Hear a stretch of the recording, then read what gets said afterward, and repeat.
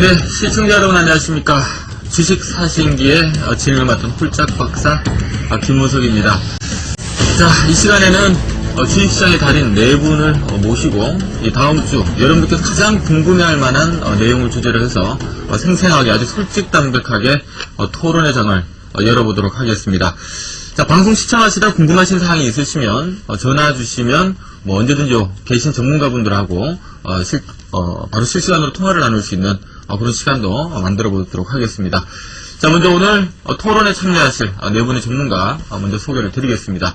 자, 먼저 JD인베스트먼트의 윤정두 대표, 그리고 손자병법 투자연구소의 한만식 대표, 그리고 우리 와우넷 전문가 우버 정유모님 함께 하시겠습니다. 고맙습니다. 네, 반갑습니다. 네, 안녕하세요.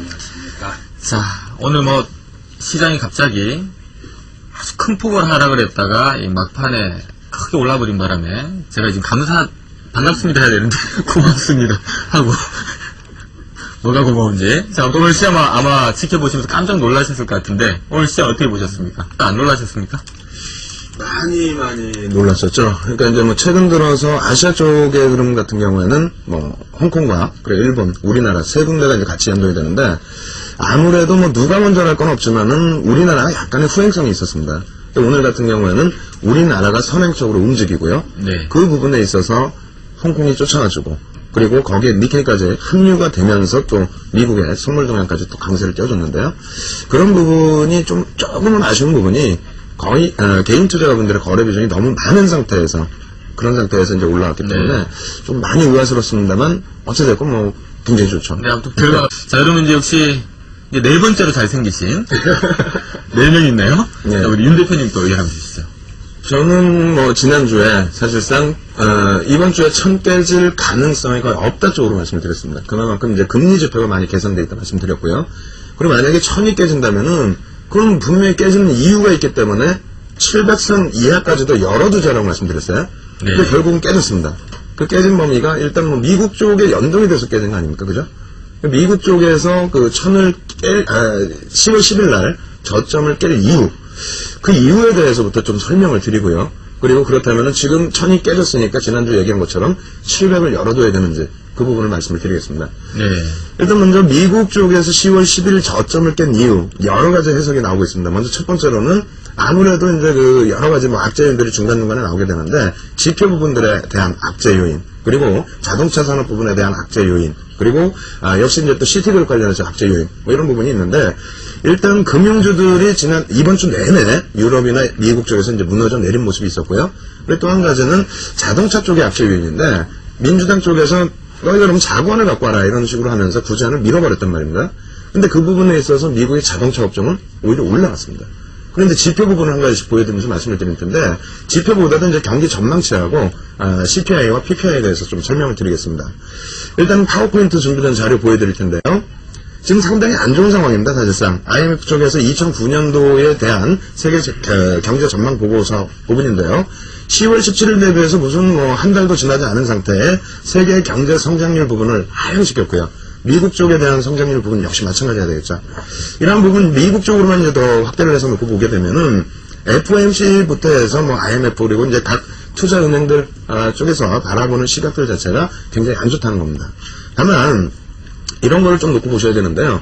PPI나 CPI 추세 같은 경우가 굉장히 이제 밀려 내려오는 이런 모습이 나오게 되면서 이 부분에 대한 또 R에 대한 공포, 디플레이션에 대한 그 공포가 상당히 확대되어 있거든요. 근데 이거는 다시 한번 생각을 하셔야 됩니다. 지금 CRB, 원자재 가격의 급락으로 인해서 밀려 떨어진 범위인데, 미국 쪽에서는 이게 이제 굉장히 악재 요인도 작용이 되고 있습니다만, 중국 쪽 한번 보겠습니다. 중국 쪽도 역시 이제 생산자 물가지수와 소비자 물가지수가 급격하게 하향을 하고 있죠. 이 부분에 대해서 중국은 오히려 호재로 작용을 했다는 겁니다.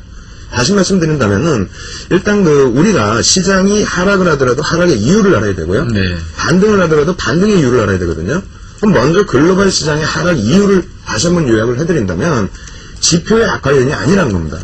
실물 경기로의 전이 부분이 진짜 문제가 됐다면 미국장이 장중에 반등이 나왔을 때에도 오히려 상승이 나오는 게 아니라 계속해서 그 악재 때문에 밀려 깨져야 되죠.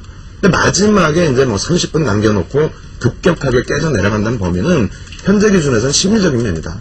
그 심리적인 면에 가장 주축이 되는 범위는 지금 대선 이후에 내년 이제 그 오바마 대통령 당선인이 내년 10월 10일 날 취임을 하죠. 그 사이 동안의 레임덕 현상. 이것 때문에 정책의 혼조가 너무 많이 나온다는 겁니다. 정책의 혼조에 대한 그런 문제 때문에 시장이 미끄러져 떨어지는 범위라면은 그렇다면은 그 부분에 대해서 받아들여야 된다는 거예요. 네. 결론적으로는 그러니까 시장을 700포인트까지 저는 열어두고요. 오히려 지금 기준에서 위로 올라오는 범위는 비중을 좀 줄여나가는 전략, 현금 비중을 더 확대하는 전략 이런 쪽으로 말씀드립니다. 그리고 이제 국내 증시에 대해서도 한 가지 더 말씀드린다면 국내 증시가 오늘 올라왔어요. 오늘 올라오면서 오히려 진짜 그 전의 흐름과는 다르게 글로벌 주식을 끌어당겼거든요. 우리나라 오늘 왜 오른 것 같습니까? 사실상 그 오늘 우리나라 그 증시 반응을 놓고 봤을 때는 CT 쪽에 대한 매각이나 M&A 내용 그리고 AIG 쪽에 대한 보험사업 부분에 대한 중국 쪽의 국부펀드에서의 지원 이런 부분이 재료다라고 해석을 하고 있지만 실질적으로 그렇지 않습니다. 오전에 재료 다 나왔고요. 그 부분에 있어서 연동되지 못하다가 장중에 흘러가는 흐름 중에서 증시 안정기금 있죠? 그 부분이 이제 오늘 800억, 주식 쪽에 800억이 유입된다는 얘기와 함께 개인들의 비중이 거래대금 비중이 70% 이상이었거든요. 거기서 개인들의 매수세의 흐름으로 올려졌다는 범위에 더 무게감을 두고 있습니다. 네. 그리고 결론적으로는 아시아 증시 상승률이 일본 같은 경우에도 3% 못 미치고요. 홍콩 같은 경우도 3% 못 미치고요. 중국 같은 경우에는 오히려 약보합으로 마감이 된 상태에서 지금 유럽은 강보합권에 머무르고 있습니다. 그렇게 된다면 오늘의 우리나라의 6%에 가까운 상승률 이 부분은 선반영 측면과 다소 가까운 네. 부분 그 부분을 감안해야 되기 때문에 오히려 그 재탈환의 기회를 저는 기회라고 보는데요. 좀 다음 주 주중반까지 물량을 축소해 나갈 수 있는 범위에서의 기회로 말씀을 드리겠습니다. 제일 마지막에 네 번째로 잘생기신 윤 대표님께서 마지막 정리를 한번 해주시기 바랍니다. 일단 그 아랫방향으로 말씀을 드렸어요. 지난주와는 굉장히 다르죠. 그러니까 지난주에는 분명히 천을 안 깰 가능성이 높다라는 쪽으로 말씀드렸고 지금 700까지 열어두자이기 때문에 그렇다면은 천 이탈되더라도 재이탈되더라도 매수의 기회로 안 잡겠습니다.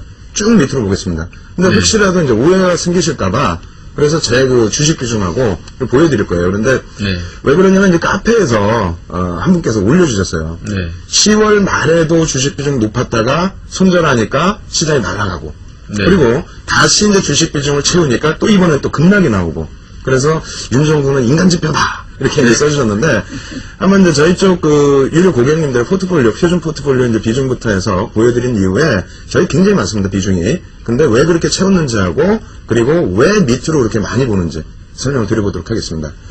파워포인트 한번 보여드리게 될 텐데요. 일단은 현재 솔직히 말씀드려서 주식 비중 100%입니다. 100%인데 다음 주에 매도의 기회로 잡아라. 이 부분은 그만큼 이제 시장을 좀 안 좋게 보는데요. 일단은 그 보시면 주식이 많이 채워지는 범위가 G7 회담 때 그 기준이고요. 그리고 지금 기준에서는 역시 마찬가지로 금리 지표가 개선됐을 때 기준입니다. 전체 그 현금 비중이 오히려 이제 그 60% 이상일 때가 더 많았었는데 왜 그럼 최근 들어서 이렇게까지 움직이냐? 시청자분들은 오해하시면 안 됩니다. 100% 주식을 채우는 건 그건 무리가 있는 거죠. 당연히 무리가 있는데 9월 말 대비해서의 저희 쪽 그 표준 포트폴리오 수익률 자체가 플러스권에 놓여져 있었기 때문에 그래서 이제 굵직한 G7이라든가 이런 때 비중을 채워본 부분입니다.